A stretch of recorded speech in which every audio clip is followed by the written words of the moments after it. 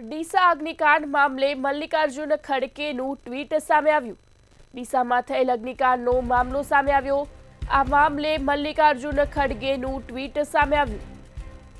જે અકસ્માત થયો તે ખૂબ જ દર્દનાક તેવું ખડગે દ્વારા જણાવવામાં આવ્યું।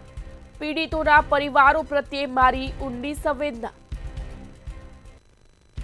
ઇજાગ્રસ્તો ઝડપથી સ્વસ્થ થાય તેવી પ્રાર્થના તેવું મલ્લિકાર્જુન ખડગે દ્વારા ટ્વીટ કરી જણાવવામાં આવ્યું। સલામતીના નિયમોમાં ઢીલાશથી આ ઘટના બને છે તેવું પણ તેમના દ્વારા જણાવવામાં આવ્યું।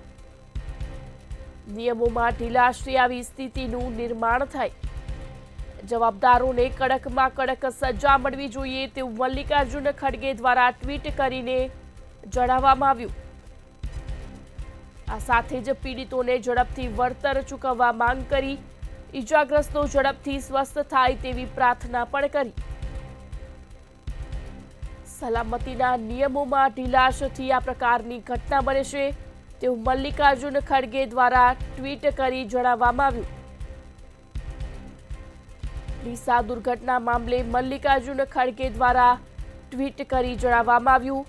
જે અકસ્માત થયો તે ખૂબ જ દર્દનાક તેવું મલ્લિકાર્જુન ખડગે દ્વારા જણાવ્યું।